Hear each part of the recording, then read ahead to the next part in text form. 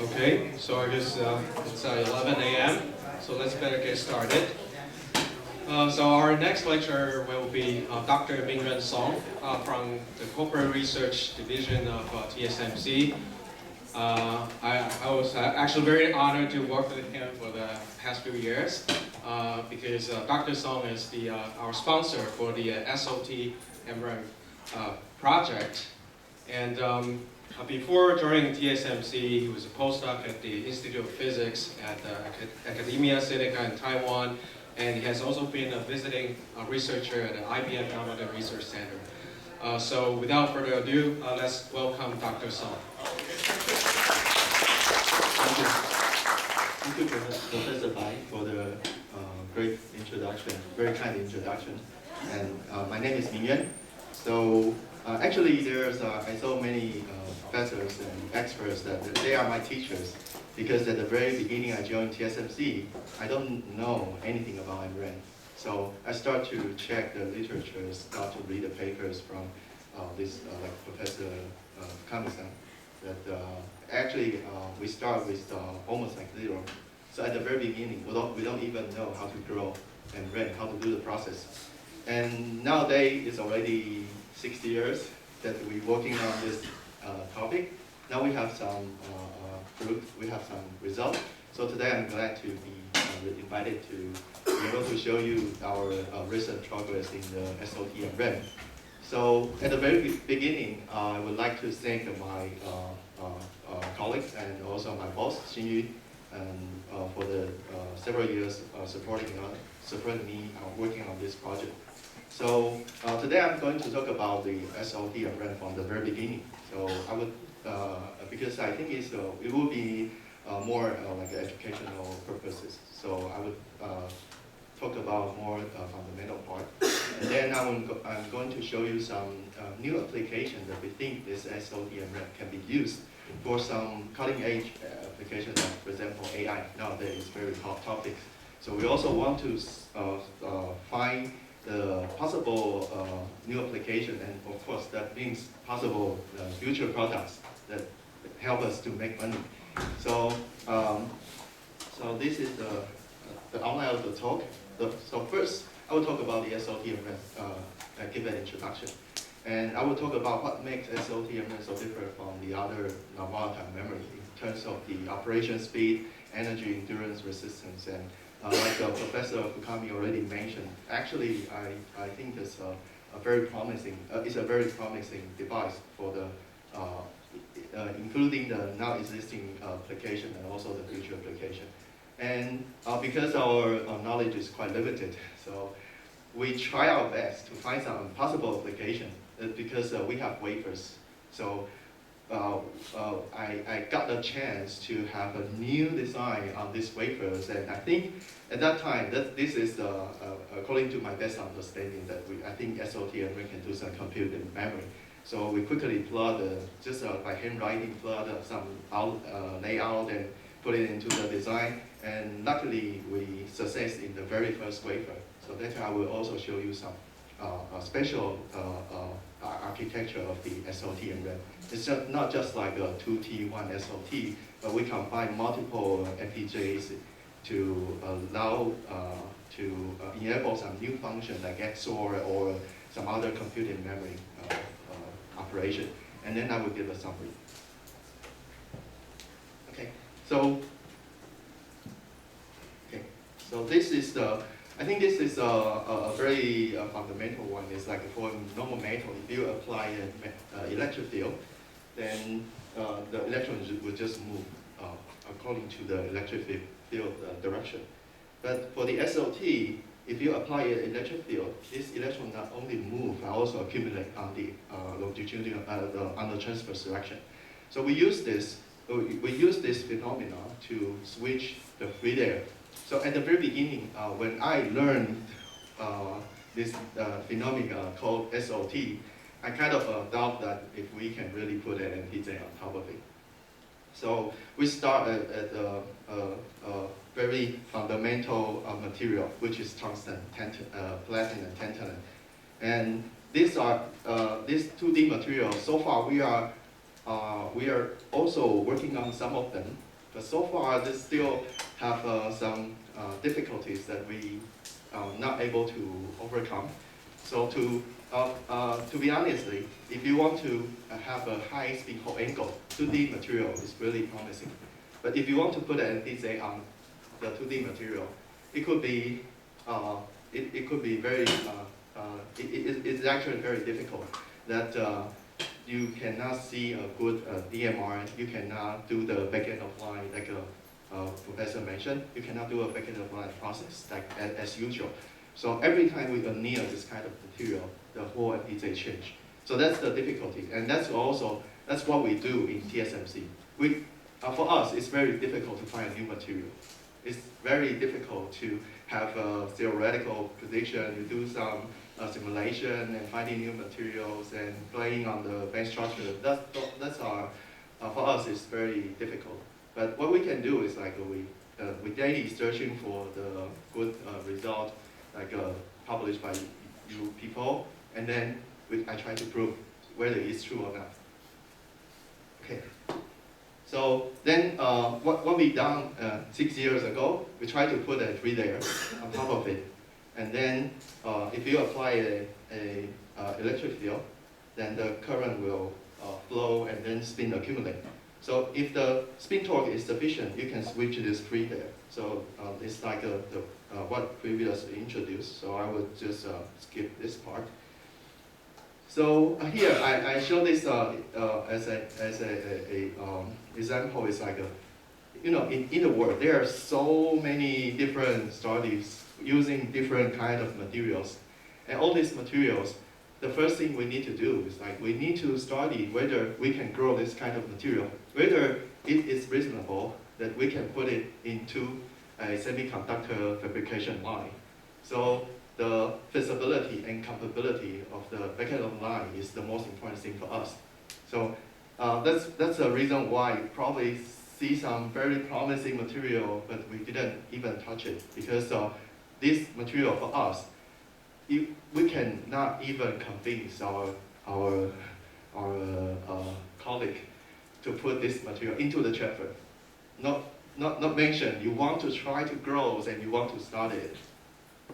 So thank Professor Bai. From his paper, we learned that tungsten is a very good material. It's actually very stable, and it's already being used in the backend of line nowadays for the interconnect. So that's for us. It's very easy to convince people that we are going to try this new material and we want to integrate it with the NTZ. And also at the very beginning of this project, there's another thing is very difficult. It's like now for the STT-MRAM, if you have some expert here, you know that the STT-MRAM always use the bottom pin structure. The bottom pin structure means that your pinning layer is on the bottom, and then your free layer is on top.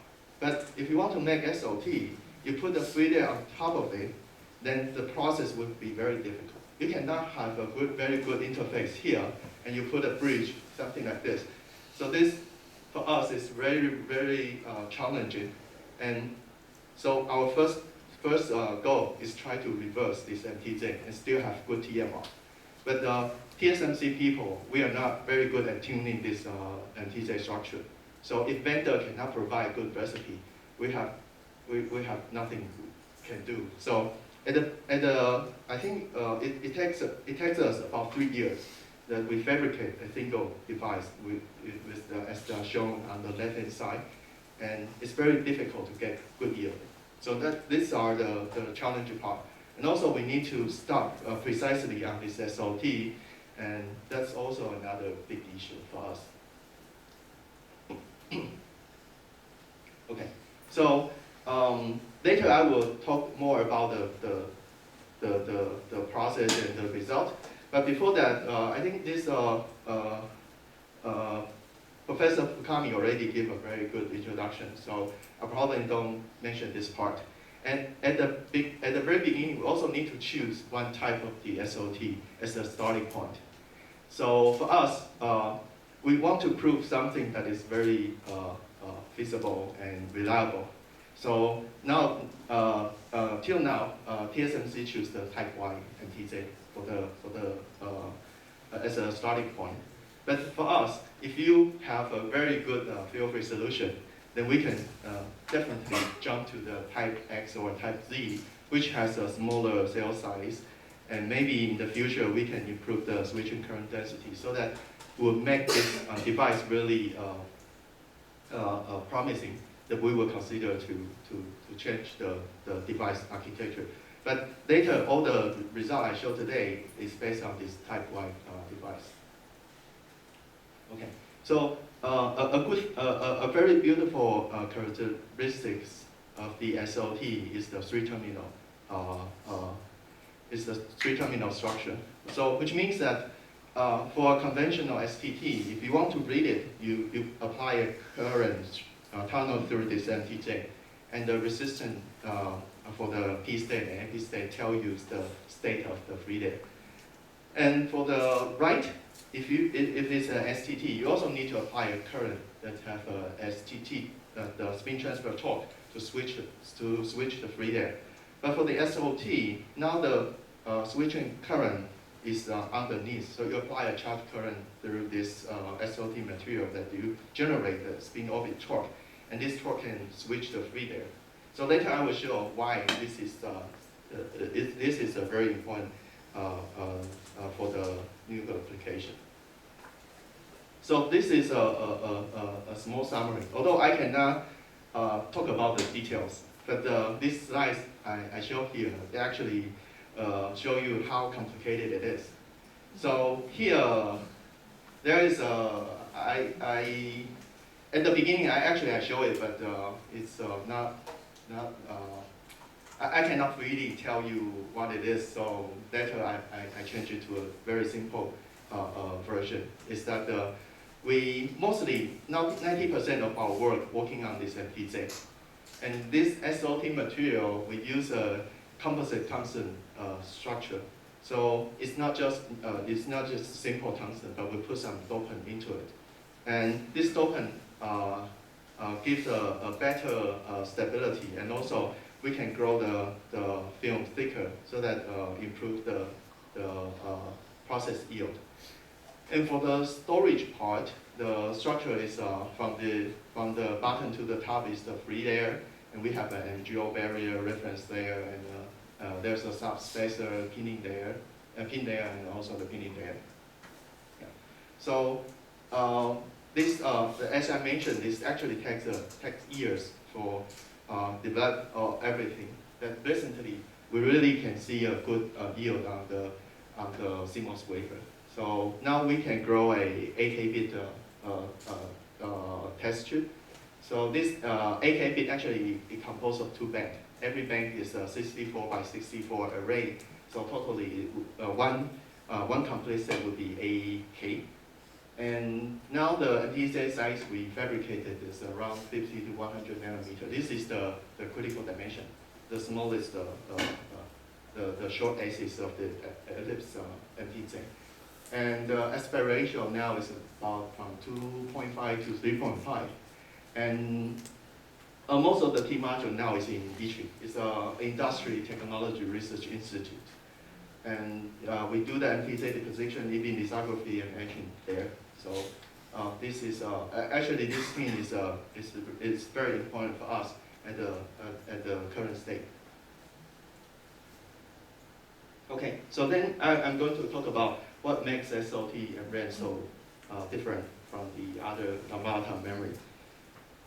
So actually, this is a quick summary. So now for the array we fabricated, we can do 1 gigahertz operation speed, which is you can see that it's like a 1 nanosecond pulse width, and also show low energy. And our array show a very high endurance, and also the resistance. You can tune the resistance from a very low value, it's like about 1K ohm, to even like 100 mega ohm. And we test, we try to use the recurrent to disturb this MTJ, but we cannot do it. So I can say that it's almost no read disturb. It's free from read disturb. And later I will also show you some interesting result including a negligible cycle-to-cycle variation. And the right voltage now is very low. Even for 1 nanosecond, we need only 1.2 volt. And later I will show you the data. And for the DC, we need only 0.4 volt. And this 0.4 volt includes the transistor.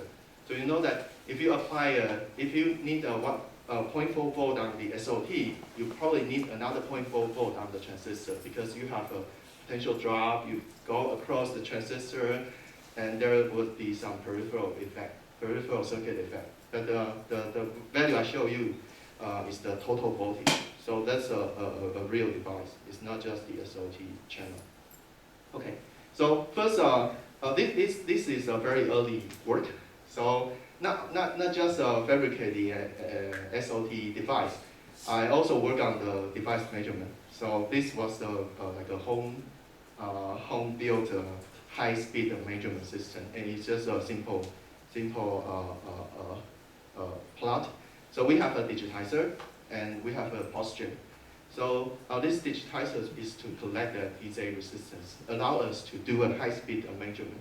And because we need to switch in between this NTZ and the SOT, so we need an RF switch. So while we do this measurement, actually we just switch in between the read and write mode, apply different pulses to this SOT device. So far the fastest switching speed we can achieve is 0.4 nanosecond. But this is not limited by the SOT, it's limited by our posture. So we don't have a better posture, so this is what we get. So right upper figure, this is the one that we choose some device that we change the switching pulses from 1000 nanosecond to 0.4 nanosecond. So at the longer pulse, you see the switching voltage is smaller.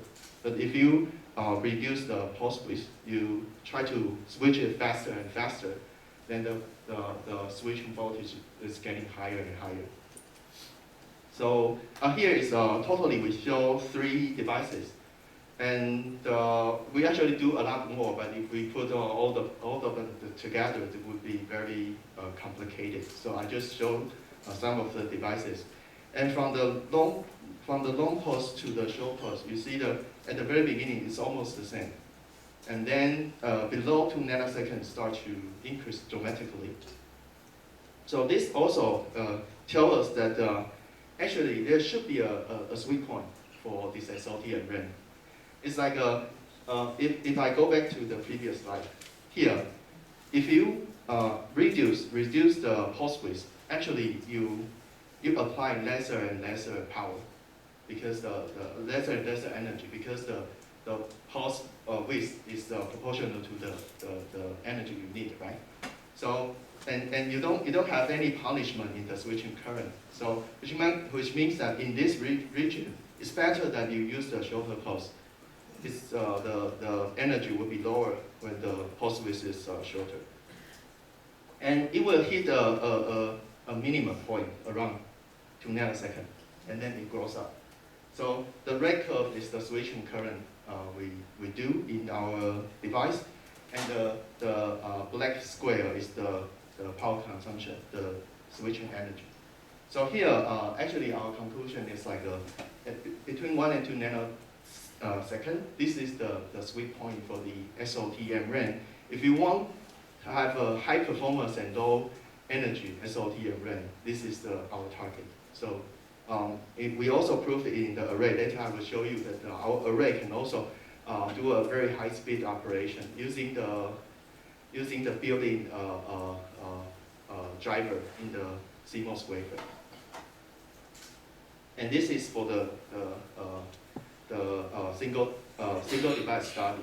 So here I just used what I learned from the professor's paper that we think below this region is actually like more like a precision mode. It's like a LLG equation Professor Fukami just introduced. And for the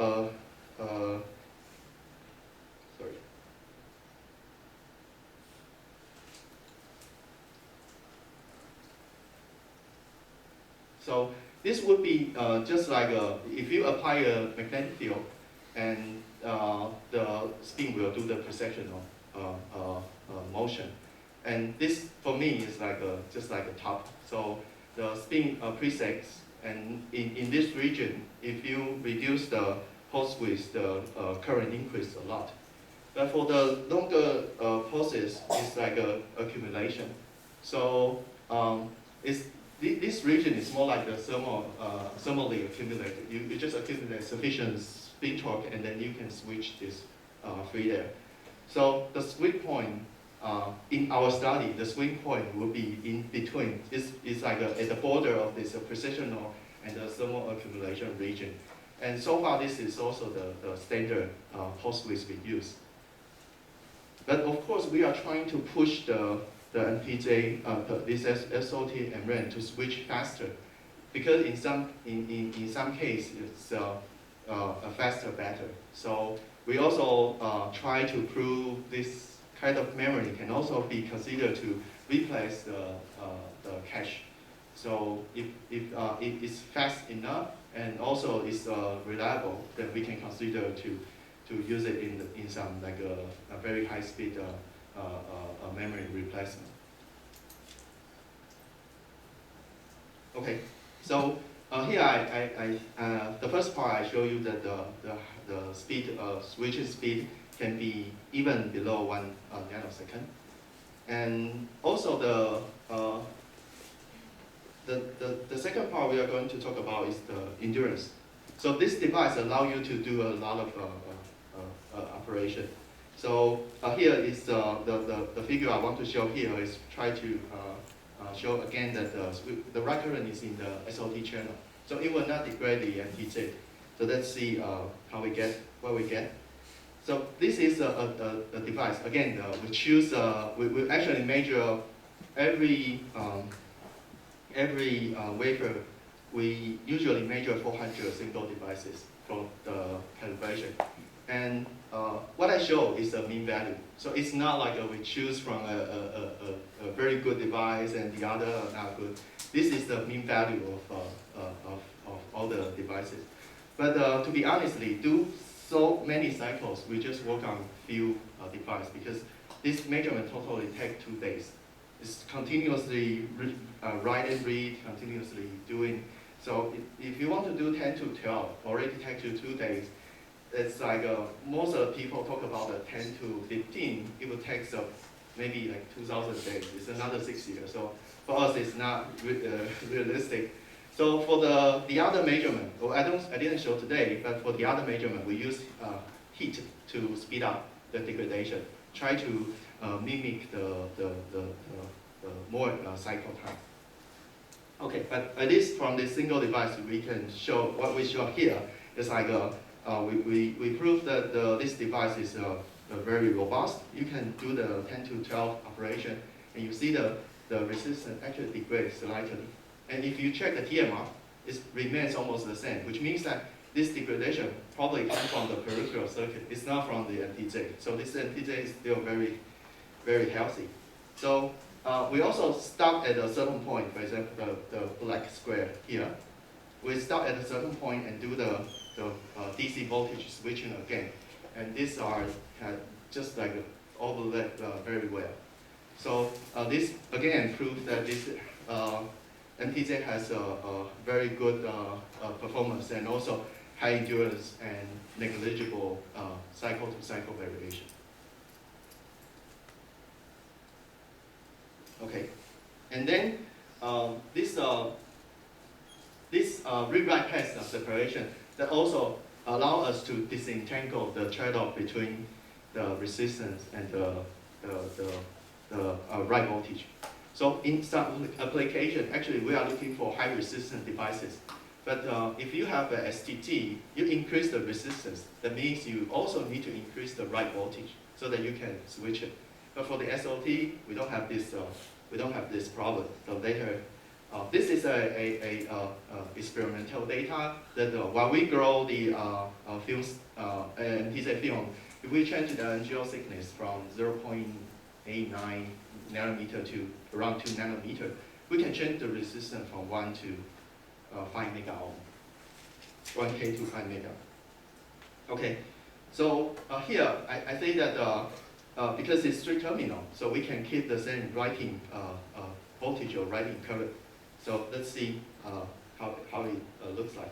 So this is a real data we extract from 100 devices. And this is, the distribution looks good. And from RA20 is a low resistant version to the RA10,000 is a high resistant version. Actually, the write voltage keep almost the same. It's actually slightly higher, but this could be from the wafer to wafer variation. It's not really from the NTZ we think. And so this study actually proves that if you need, you can have a very high resistance device, but still have a low switching voltage. There's no any other non-volatile memory so far you can achieve this kind of behavior. So later I will tell you what we can use it, how we can use it to the new application. Okay, so I hope that I convince you this resistance range is quite wide, and we are recently working on the 10 mega ohm devices for some purpose. So later I probably talk a little bit about that one. Okay. And if I again come back to this figure, I just want to remind you that the redisturb is also not a problem, because for example this one, we also, the same device will also read it every cycle. So if we write it and then we read it, which means that we also disturb it for 10 to 12 times, and none of them we find any error. So it's also like a redisturb free, and from the cycle for the cycle to cycle variation, it also looks quite good. Okay, so of course SOT is not perfect, so we still have some problem we are solving. For example, the large cell size. This SOT requires 2 transistors. So the area of this SOT is roughly 2 times of the SCT. And also, because we use the in-plane magnetic anisotropy MTJ, so we have some magnetic immunity issue we need to solve. And also, we now think the on-off ratio is still not enough. We hope that we can increase the on-off ratio. So these are the progress. These are the projects in progress that we are working on. Replace some of the transistor, for example, the right transistor or the read transistor, by some other device. For example, here I show is a selector. And I think some of you probably read my colleague. He also has a paper on the selector plus SOT. And we're also working on the magnetic immunity. So we are working on the in-cell shielding. And the low on-off ratio, we actually hope that one day we can achieve a very high TMR. Because this kind of structure, you can imagine that if you have unlimited TMR, it would be like another kind of transistor, right? Because you have a 3 terminal, and you now apply a current, and you close one of the terminal. So it's kind of another direction transistor. So for us, it's very interesting, although there is no such a super high on-off ratio NTJ yet. Okay, so the last part I'm going to talk about is some possible application. Yes, please.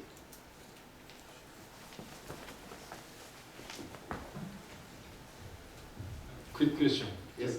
Specific question. So, could you comment on the required thermal stability factor or the retention property for the SOT-MRAM? So I guess that it's different from the STT-MRAM. So yes. So what's the required retention properties of the thermal stability factor? The required delta. Delta value for the that depends on the application. Yes. And also depends on the array size. I see. So what's the target number? The target number now. How long does the device should? If I tell you the number, you probably can guess what would be the array size, but it's roughly 70 kBT. 70 is required. Is required. I see. That's even for the application to the cache memory. Yes. I see. Yes. Okay. Because now they require a very large capacity for the cache memory, and if you want to have a reasonable error rate, you need to increase the retention to cover the tailing bit. I see, okay. Yes. So due to the requirement for the error rate, the higher delta is required. I'm sorry. Oh, sorry, okay, let's discuss it. Yeah, sure. Okay, that's a very good question. Yeah. So, you comment on the magnetic field. How large magnetic field do you have to? So far, we don't have a clear, a very good criteria on this one, because you know that Professor Fukami also showed we have some production for the smartwatch, and those smartwatch actually there is some complaint from the customers saying that the magnetic immunity could be an issue. So we start this study, but it's at a very early stage, so we don't have a good criteria. But I would say it's better that if you can resist every kind of magnet you can see in our daily life. So it could be like, for example, 2000 Ørsted. If you have a magnetic immunity up to 2000 Ørsted, I think that would be good enough for the nowadays application. Yes. So you showed the thickness dependent of Yes. MGO and RA. Yes. Can you comment on the TMR change? TMR change, actually we earned a little bit on the TMR. So, for example, the one I show you here, this one, the shifting TMR is roughly 150%. And this one, the TMR is roughly 200%. This from the shifting. But of course, after the fabrication, it will degrade. Okay, do you have any questions? Sorry, Two microphones. Yeah, sorry, hopefully just a quick question, because I know you said it goes into the paper, but you mentioned this selector component. Yes. I'm not familiar with what that. What is a selector? Oh, okay. Yeah. The selector is you can treat it like as it's like a non-volatile array that has a very high on-off ratio. So if you apply sufficient voltage, then the current can go through it. If not, then it's like an insulator. So you can close some of the terminal by controlling the voltage you apply to that terminal. So it would also like a switch, but not 3 terminal. It's just 2 terminal switch. Oh, it's more I like see. So it's like a 2-terminal transistor. Yes. That's the reason why you can replace some of the terminal, some of the transistor on 1 terminal, or you can replace both of them, so that we can stake it, make a high density memory. I see. Okay. Thank you. Thank you for your question.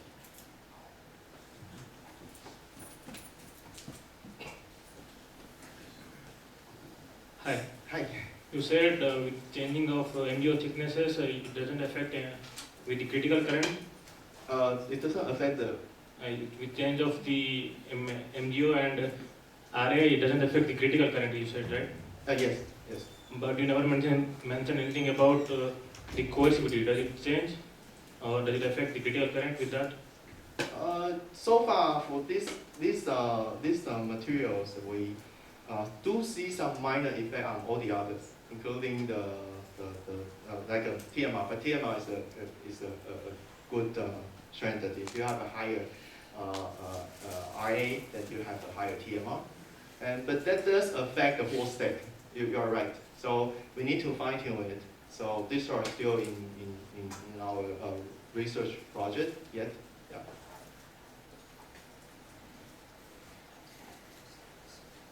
Okay, so I move on.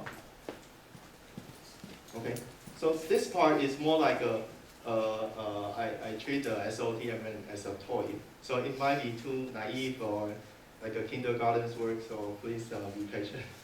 Okay, so once we have this SOT, then we also are inspired by one of the work published by Samsung that they can use the SCP to do the X4 or XNOR computed memory.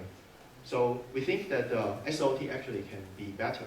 So let me allow me to explain a little bit about this device. So for this device, actually we grow 2 MPZ on 1 SOT channel.